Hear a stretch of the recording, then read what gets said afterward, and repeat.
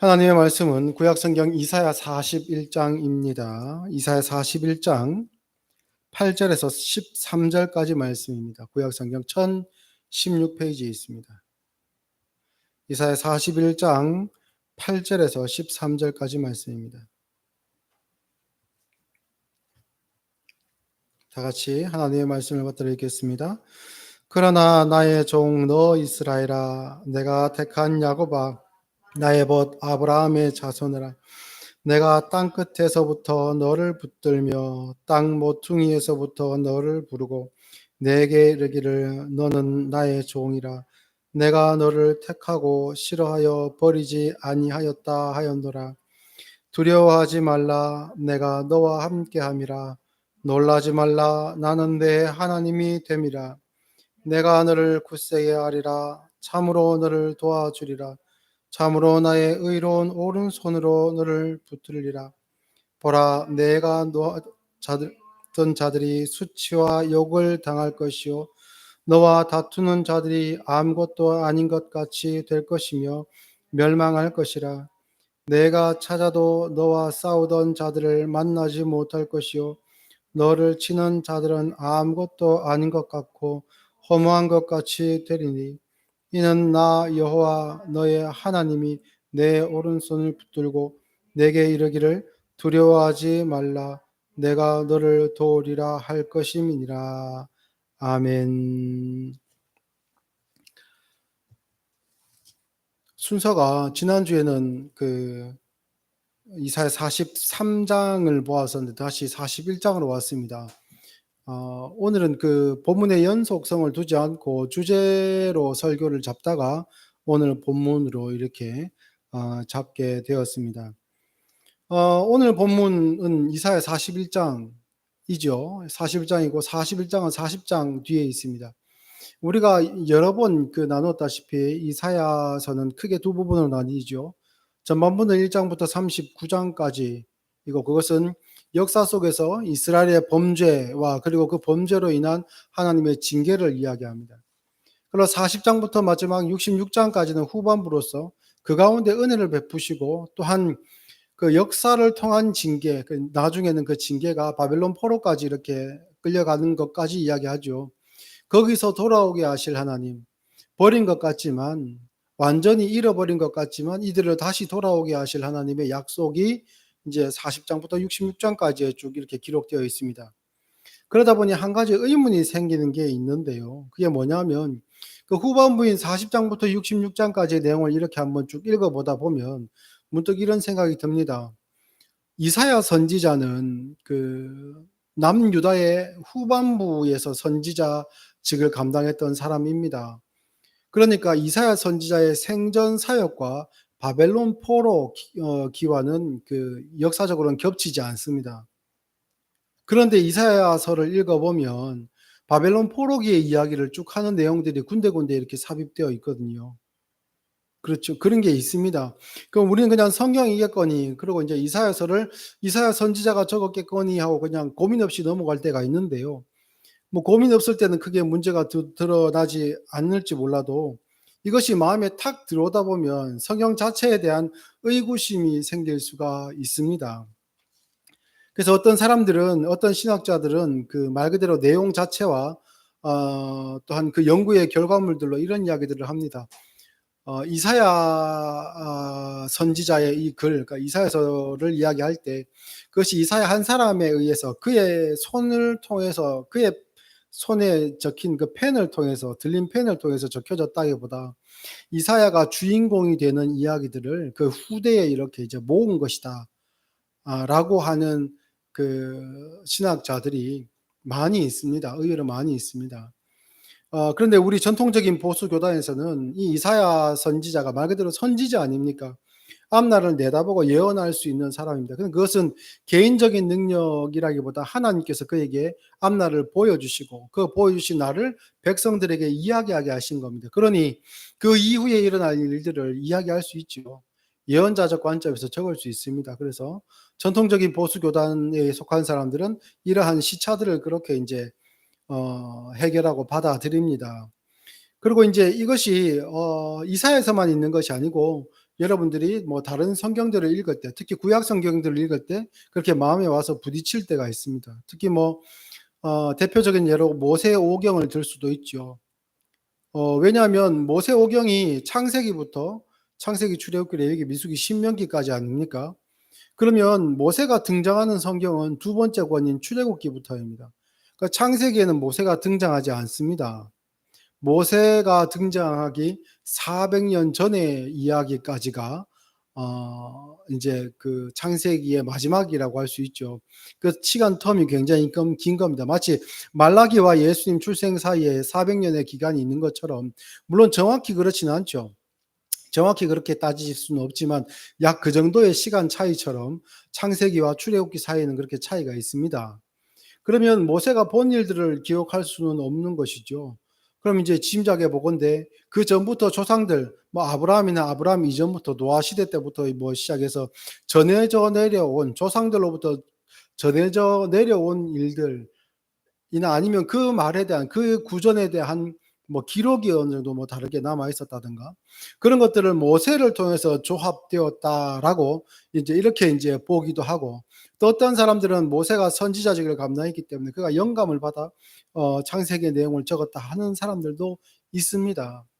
그리고 또 어떤 분들은 오히려 유대인들이 바벨론 포로 귀환 후에 민족성을 이렇게 다시 불러일으키기 위해서 가상의 인물인 그 모세를 등장시키고, 그 심지어는 다윗이나 솔로몬조차도 가상의 인물인데도 불구하고 그 나라의 민족성을 고취하기 위해서 그 포로 귀환한 사람들 중에 리더가 된 사람들이 자기들만의 종교를 오히려 그전부터 전해 내려오던 이야기들을 조합해 가지고 이것이 역사다라고 해서 종교를, 유대 종교를 만들었다라고 하는 사람도 심지어는 있습니다.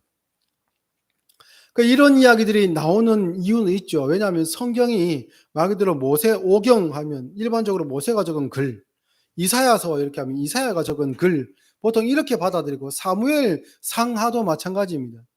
그러나 사무엘 상하의 앞뒤로 보면 사무엘이 등장하지 않는 시대들이 또한 등장하거든요. 그런 이야기들을 볼 때 우리가 궁금증을 느낄 수 있고 또한 의문을 품을 수가 있습니다.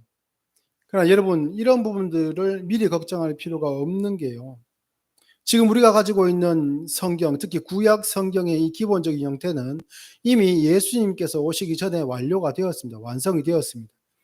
그러니까 히브리어를 그 기본으로 하는 구약 성경이 이미 조합되어 있고, 그 기본 구성은 여러분들이 가지고 있는 구약 성경과 같습니다.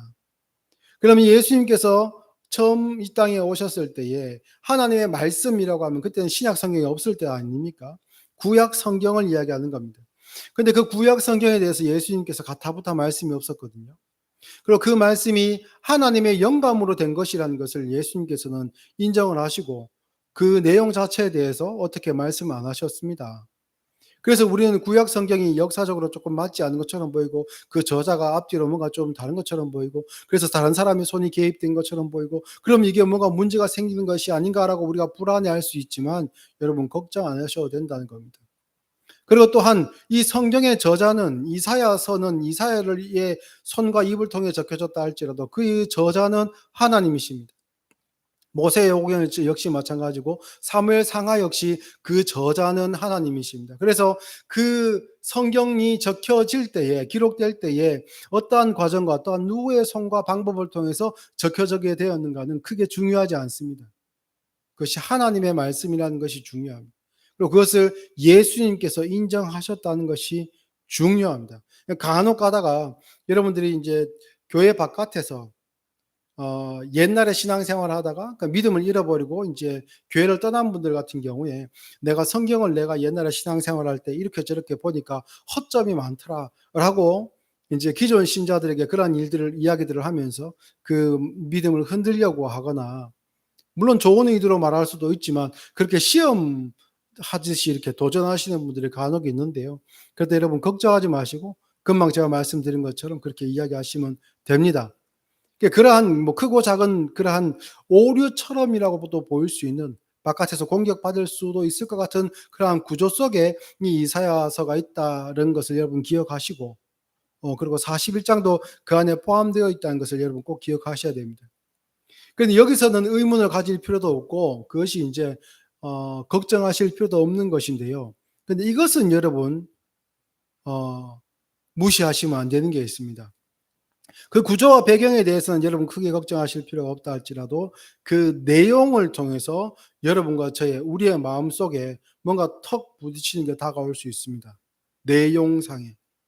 그것은 여러분께서 무시하고 넘어가는 것. 그러니까 '아 내용이 뭐 그냥 하나님의 말씀인데 받고 넘어가야지. 그 내용에 대해서 의구심을 가져서는 되겠는가 그 내용에 대해서.'라고 생각하고 덮어 버리면 그게 없어지는 게 아닙니다.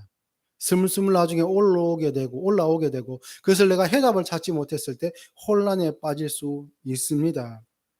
그래서 우리의 마음에 그 내용으로 저자이신 성경의 저자이신 하나님께서 그 내용으로 의문을 품게 하실 때는 반드시 그 의문에 대해서 여러분은 다시 재질문해야 되고 그 재질문을 에 대한 답을 하나님의 말씀인 성경에서 찾아야 됩니다.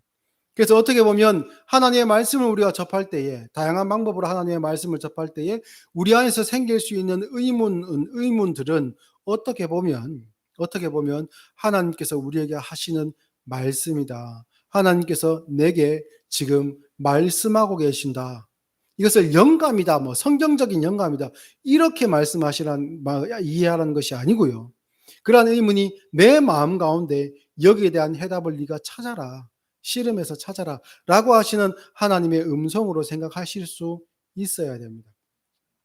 그리고 그러한 훈련들이 계속 반복되면 하나님의 말씀인 성경과 이 성경을 내가 직접 읽는 방법이나 아니면 지금 설교라는 방법이나 성경 공부라는 또한 다른 방법으로 하나님의 말씀을 접할 때 조금 더 우리가 이게 하나님의 말씀이 법전이나 법칙 우리가 참고할 참고서 이런 것들이라기보다 정말 하나님의 말씀이구나. 인격이신 하나님의 말씀이구나라는 것을 우리가 조금 더 몸소 체험하고 느낄 수가 있습니다. 이것은 훈련이 필요한 부분이다라고 할 수 있지요.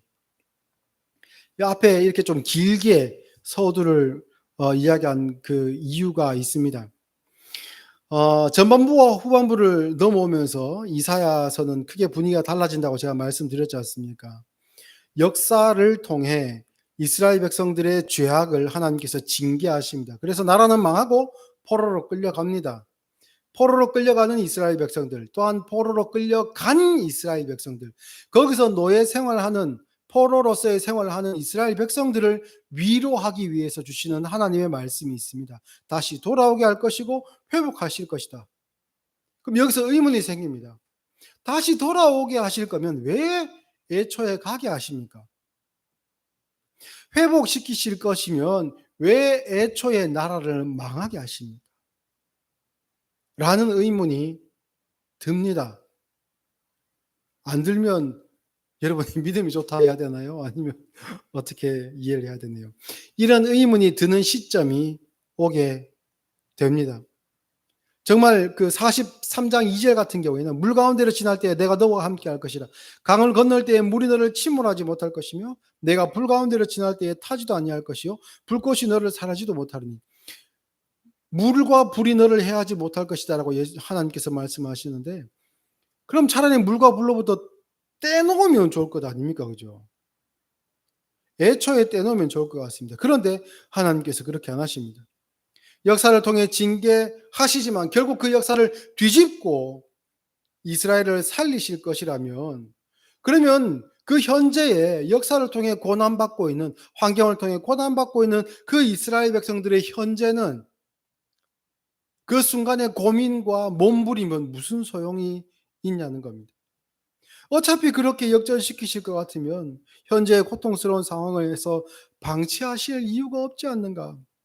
지금 들어주시면 좋겠는데 지금 승리하게 해주시고 지금 극복하게 하시면 좋을 건데 왜 지금은 하나님께서 그냥 내버려 두시는가. 그런 의문이 우리에게 생깁니다. 오늘날을 같은 순간을 살아가고 있는 저와 여러분에게도 이런 의문이 들 수 있습니다. 내가 지금 어려움에 놓여 있는데 하나님께서 그 부분으로 내가 하나님께 힘을 내어 기도하고 열심을 다하여 기도하고 간절히 기도하는데 하나님께서 그 순간에 그 기도를 안 들어주실 때가 많습니다. 그러다 나중에 한참 시간이 지나서야 하나님께서 그 문제를 이렇게 해결하셨구나 라는 것을 뒤늦게야 깨닫는 경우들이 많이 있지요. 왜 하나님은 그러한 방법을 쓰시는가? 왜 하나님은 그때 즉시 하나님께서 일하지 않으시고, 또한 어떻게 보면 소모전 같아 보이는 그 시간들을 보내게 하시는가? 하나님은 법칙이 아니시기 때문입니다.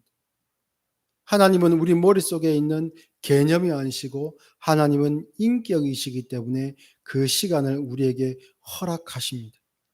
8절 말씀을 보면, 그러나 나의 종 너 이스라엘아, 내가 택한 야곱아, 나의 벗 아브라함의 자손아 라고 말씀하십니다. 대상이 있습니다. 대상이 있다는 것은 그 대상을 지목하는 누군가가 또 있다는 얘기죠. 이 대상이 이스라엘과 야곱과 아브라함의 자손아라는 이 대상들이 어떤 기준에 부합하기 때문에 혈통의 이스라엘, 또한 어떤 자격을 갖춘 이스라엘, 뭐 아브라함의 자손. 그래서 이 사람들을 다 뽑아보니까, 이 지구상에 사는 모든 사람들을 그 기준으로 다 뽑아보니까 얘들만 남더라라는 것이 아니라 그들을 직접 지목하시는 하나님께서 계시다는 겁니다. 그 하나님은 인격을 가진 하나님이시기 때문에 자신의 의지와 그 마음과 사랑을 동원하여 그 구체적인 사람들을 지목하시는 겁니다. 이 세 명칭들, 그러니까 이스라엘이나 야곱이나 아브라함의 자손, 이러한 세 명칭들은 똑같이 그 약속의 백성들 이스라엘을 뜻하는 것이긴 하지만 이것은 각자 다른 의미들을 내포합니다. 이 이사야서의 다른 부분들 중에서도 야곱이라는 이름과 이스라엘이라는 이름을 반복해서 사용하실 때가 많이 있거든요. 이런 것은 조금 이제 다른 의미의 반복적인 표현이라고 할 수 있는데요.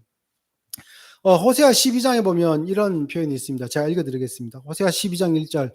에브라임은 바람을 먹으며 동풍을 따라가며 종일토록 거짓과 포악을 더하여 아수르와 계약을 맺고 기름을 애굽에 보내도다. 여호와께서 유다와 논쟁하시고 야곱을 그 행실대로 벌하시며 그의 행위대로 그에게 보응하시리라라고 합니다.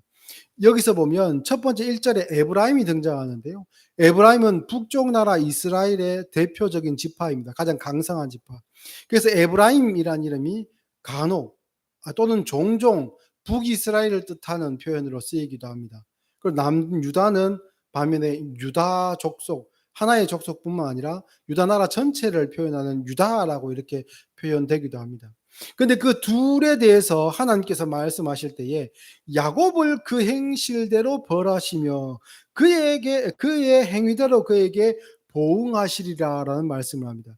그러니까 북쪽 이스라엘의 죄악과 망한 북쪽 아수르에 의해 망한 북이스라엘의 죄악과 지금 바벨론에 의해 망해가고 있는 남유다의 죄악이 야곱의 행실과 같다라고 하나님께서 선지자 호세아를 통해 말씀하셨습니다. 그럼 여기서 등장하는 야곱이라는 이름은 긍정적인 의미입니까? 부정적인 의미입니까?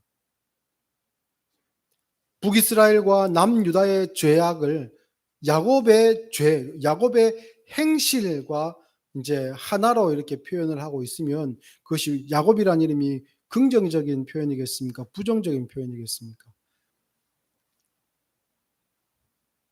말씀하셔도 됩니다. 예. 당연히 부정적인 표현이죠. 여기 다른 오답이 있을 수는 없습니다. 부정적인 표현입니다. 그래서 야곱이라는 이름이 등장하는 그러한 사건들을 다 들여다보시면 야곱은 참 복된 사람이기도 하지만 그의 이름의 뜻처럼 반칙하는 사람이고 속이는 사람이고 훔치는 사람이었습니다. 그의 인생의 방식이 남유다와 북이스라엘의 행위와 같다라는 겁니다. 그래서 오늘 읽지는 않았지만 본문 41장 14절에 보면 이런 야곱을 뭐라 표현합니까? 좀 굉장히 원색적이죠. 버러지 같은 너 야곱아라고 표현합니다. 굉장히 부정적인 표현입니다. 그런데 여기서 끝나는 게 아닙니다. 이 야곱에게 하나님께서 그 호칭은 똑같은 대상인 야곱, 이스라엘 백성이라는 그 대상에게 이스라엘이라는 이름을 하나님께서 주십니다.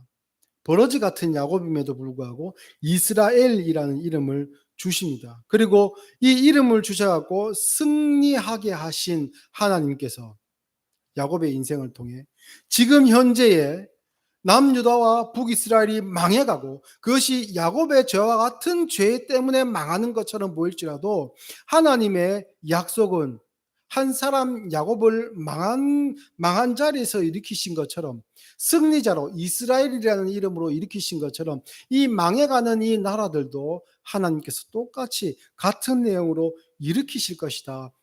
승리하게 하실 것이고 회복해 하실 것이다 라는 그 약속이 여전히 유효하다라는 그런 의미가 내포되어 있습니다. 그래서 긍정적인 의미와 부정적인 의미인 이 이스라엘이라는 이름과 그리고 야곱이라는 이름을 하나의 대상인 이 이스라엘 백성들에게 반복적으로 이렇게 사용을 하는 겁니다. 이 야곱이라는 사람은 참 독특한 인생을 살았고 파란만장한 인생을 살았지요. 그래서 신자의 인생을 이 야곱이라는 사람에게 빗대어서 이렇게 이제 짧게 표현해 보자면 나라는 사람, 그 신자, 여러분과 저는 나는 야곱이지만 이스라엘로 부름받았다. 이렇게 표현할 수 있겠습니다. 그것이 우리 믿는 사람들, 신자들의 인생을 짧게 정의한 문장이라고 하겠지요. 참으로 야곱은 자기 인생의 주인으로, 자기 스스로가 자기 인생의 주인이 되려 했습니다. 물론 주도적이고 이렇게 좀 이렇게 자율적으로 자기 인생을 사는 것은 중요하죠. 그러니까 여기서 중요한 것은 복을, 그 인생의 복을, 인생의 목적을 결국은 가지는 것이 자기 뜻과 의지를 따라하는 것이다. 이것이 어떻게 보면 좋아 보이고 멋있어 보이지만 하나님께 부름받은 사람인 야고보의 입장에서 보면 하나님을 등지고 열심히 하나님으로부터 도망가는 것과 같은 그런 삶이라는 겁니다. 신자들에게는 이것이 좋은 표현이 결코 아닙니다. 그래서 그는 태어날 때부터 형의 발꿈치를 이렇게 잡고 나왔습니다. 이게 무슨 뜻입니까? 장자에게 아버지의 유산이 물려가기 때문에 내가 형을 끌어당겨서라도 장자가 되려 하는 것이죠. 근데 갓난아이가 뭔 생각을 했겠습니까? 아, 형이 먼저 나가면 안 돼. 그렇게 생각했겠습니까? 아니죠. 이게 그의 본성이라는 겁니다. 날 때부터 그러한 본성을 가지고 태어났다는 것이죠. 그 후에 형과 아버지를 속이고 장자의 명분을 빼앗았고, 그리고 나중에 형을 피해서 도망친 외삼촌 라반의 집에서도 자기의 어떤 그 재산을 불리기 위해서 온갖 방법들을 다 동원합니다. 결국은 그 중에 가장 부유한 자가 되어서 봐라 내 방법이 맞고 내가 성공했다라고 할 때쯤 되었을 때에 자기의 사촌들의 질투를 통해 그 미움을 받아가지고 그 지역에 더 이상 있을 수가 없게 되었습니다. 그 미움이 얼마나 적대적이었는지 자기를 죽이려 했던 에서가 있는 곳으로 도망칠 수밖에 없는 그런 상황에 놓이게 됐습니다. 거기 있다가는 친척들에게, 이 사촌들에게 습격을 당해서 가족들 다 뺏기고 자기 재산도 다 뺏기고 자기 목숨도 잃을지 모르겠다라는 그러한 위협이 느껴졌기 때문에 아마도 야곱이 그런 판단을 했겠지요.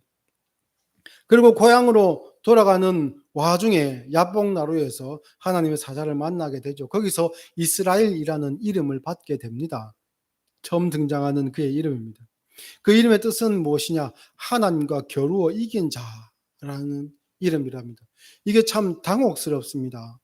하나님과 겨루어서 어떻게 이깁니까? 누가 하나님과 겨루어 이깁니까? 누가 하나님보다 능력이 많고 누가 하나님보다 지혜가 많습니까? 그런데 어떻게 사람이 하나님과 겨루어 이긴 자가 될 수 있습니까? 여기서 하나님을 이겼다는 것은 이렇게 보셔야 됩니다. 여러분, 더 많이 사랑하는 쪽이, 사랑과의 관계에서 더 많이 상대방을 사랑하는 쪽이 약자가 됩니다. 그리고 더 많이 사랑하는 쪽이 저주입니다. 왜 그렇습니까? 사랑하는 자를 잃을 수 없기 때문입니다. 여기서 하나님께서 야곱에게 이스라엘이라는 이름을 주신 것은 하나님께서 야곱에게까지 내려오셨다라는 것을 뜻합니다. 그리고 이 이름 이스라엘이라는 이름의 뜻이 이스라엘 백성들, 신자들에게만 주어지는 것이 아니라 이 이름의 뜻이 이 땅 가운데 실현된 적이 있었죠. 그것이 예수님께서 하나님의 아들이 사람의 몸을 입고 이 땅에 오신 겁니다. 그것은 하나님께서 하신 것이지 사람이 요구한 것도 사람이 억지로 하나님을 땅의 위치까지 하나님을 끌어내린 것도 아닙니다. 하나님 스스로 내려오셨습니다. 야복나루에서 씨름 이후에 하나님의 사자가 이 야곱을 축복하고 그에게 이스라엘이라는 이름을 주시는 그 모든 과정이 어떻게 보면 야곱이 자기가 주도적으로 한 것처럼 보이고 자기가 자기의 인생의 주인이고 내가 결정권자인 것처럼 보이는 그 상황이었지만 그를 더욱 사랑하시는 하나님이시기 때문에 그와 같은 자리에까지 하나님께서 내려오시는 겁니다. 성육신을 의미한다고 할 수가 있지요. 야곱이 이스라엘이 된 것은 그가 스스로 수련하고 훈련해서 된 것이 아니었습니다. 하나님께서 야곱아, 이스라엘아, 그리고 아브라함의 자손아라고 표현하신 것처럼 하나님께서 그를 사랑하셨기 때문에 된 일이지요. 그래서 하나님의 선택과 약속이 있었고 그 약속대로 하나님께서 야곱을 그 자리까지 데리고 오신 겁니다. 이것을 신약식으로 표현하면 로마서 5장 8절 이야기를 할 수 있겠죠. 우리가 아직 죄인 되었을 때에 그리스도께서 우리를 위하여 죽으심으로 하나님께서 우리에 대한 자기의 사랑을 확증하셨느니라. 야곱은 하나님과 씨름하는 인생을 살았고 그리고 기어이 하나님을 이겨 먹고야 말겠다는 고집스러운 인생을 그 전부터 살아왔습니다. 그런데 이 삶에 대한 평가를 그 순간에 하나님은 내리지 않으셨습니다. 정말 말씀처럼 버러지 같은 야곱이었지만 벌레라고 생각해서 하나님께서 밟아버리지 않으셨습니다. 그를 자신의 입으로 하나님을 찬양할 백성으로 만들어 가실 그런 계획을 하나님께서 가지고 계셨기 때문이었지요. 오늘날을 살아가는 저와 여러분도 마찬가지입니다. 이 순간에 나의 신앙을 평가해보자 하면 두려운 마음이 있지요. 우리가 서 있는 지금 이 자리에서 자기 자신을 돌아보면 영락없이 우리는 야곱 아닙니까? 그러나 나의 고민이나 몸부림이 혼자 하는 소용없는 짓이 아니라 하나님과 씨름하는 과정임을 우리는 반드시 알아야 됩니다. 그렇기 때문에 나의 실패해 보이는 삶과 나의 잘못돼 보이는 이 신앙, 여기서 끝이 아닙니다. 하나님께서 야곱을 데려가신 것처럼 야곱의 자리에까지 내려오신 것처럼 저와 여러분에게도 하나님은 이미 내려와 계시고 성령 하나님께서 저와 여러분 안에 계시며 우리를 하나님의 전으로 삼고 계십니다.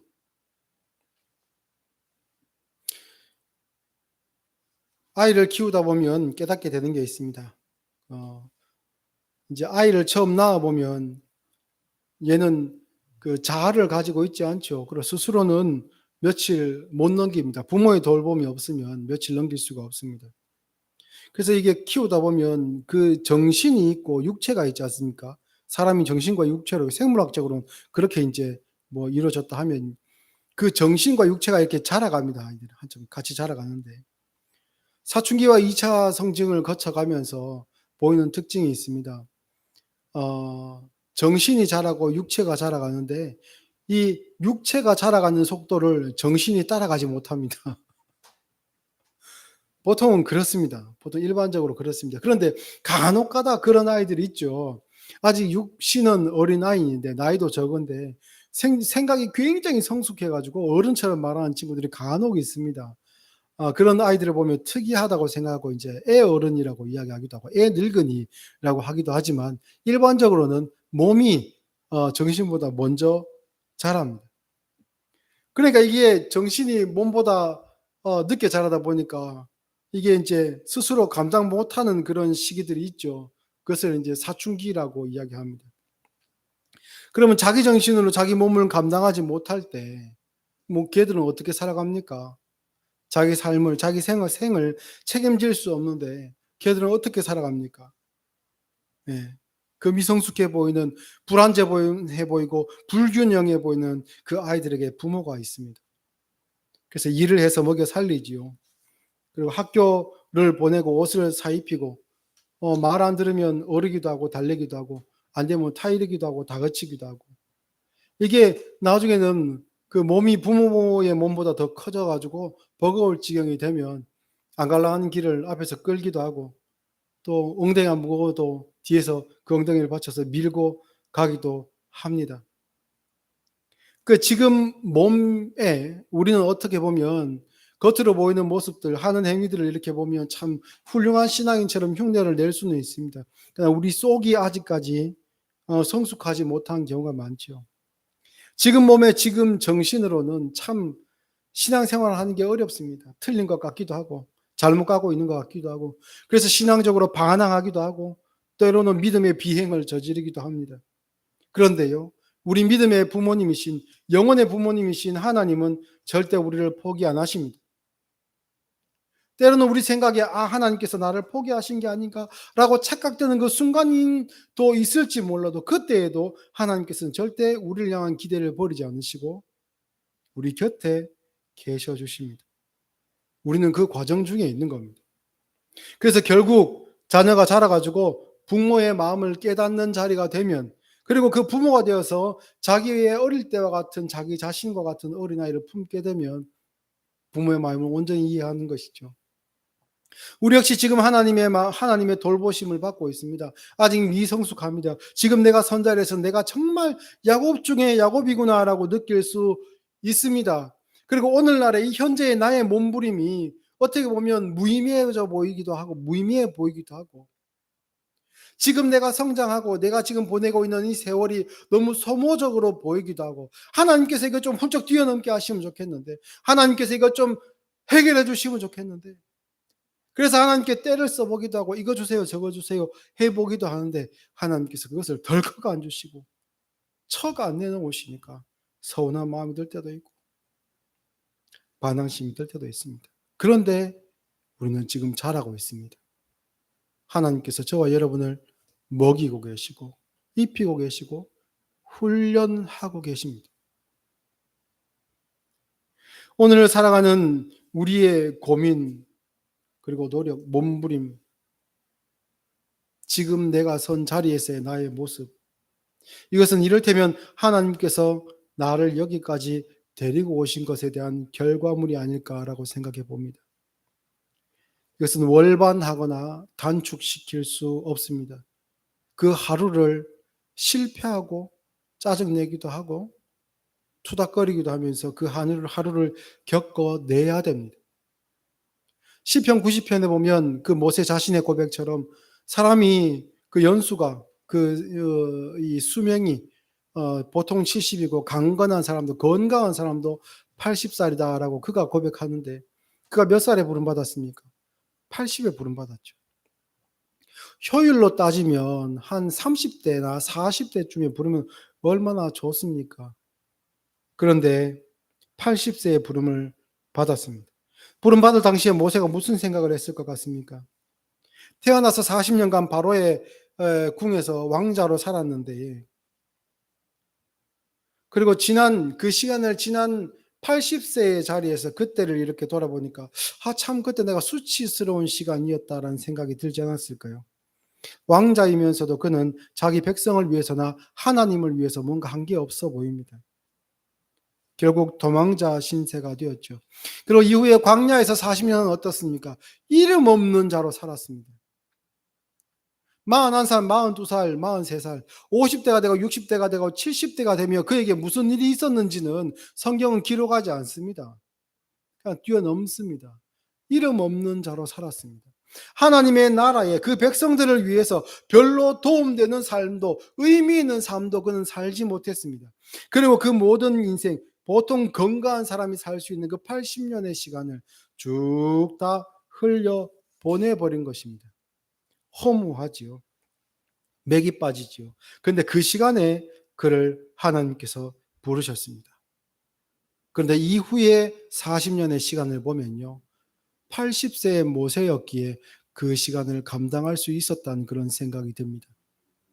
만약 그에게 아직까지 혈기가 남아 있었다면 그에게 아직까지 인간으로서 내가 할 수 있는 것, 아직까지 하나님과 씨름하며 버텨낼 수 있고 내가 이겨 먹고야 말겠다고 하는 그 의지가 그에게 남아 있었다면 불가능했겠죠. 이미 생물학적으로는 죽은 것과 같은 사람이 되었기 때문에 그는 하나님의 말씀을 의지하며 순종할 수 있게 되었습니다. 그래서 혈기를 앞세우지도 명분에 매이지도 않고 오직 하나님의 약속과 그 백성을 향한 사랑을 그가 어떻게 보면 제3자적 입장에서 뚝 떨어져서 이렇게 볼 수가 있었죠. 아, 정말로 하나님께서 이 백성을 사랑하시는구나. 나의 모든 의지를 동원해도 용서할 수 없는 이 백성들을 하나님은 끝까지 사랑하시는구나. 모세는 그것을 깨달으며 그 사역을 감당했던 겁니다. 하나님은 현재의 나라는 그릇에 하나님의 약속을 채워나가십니다. 그게 우리의 시간입니다. 아직 차오르는 것이 눈에 보이지 않는다 하여서 내가 막 원하는 대로 축축축축 신앙이 성장하는 것처럼 보이지 않는다고 해서 실망하지 마십시오. 왜냐? 하나님께서 일하지 않는 것이 아닙니다. 그만큼 나라고 하는 하나님의 자녀라고 하는 나의 그릇이 크다는 것이죠. 그만큼 나는 하나님께서 보시기에 위대하고 귀한 사람들입니다. 마음에 드는 결과가 아니라서 후회스러우실 수도 있습니다. 그러나 걱정하지 마십시오. 지금은 하나님께서 여러분을 평가하시지 않습니다. 지금은 여러분을 돌보십니다.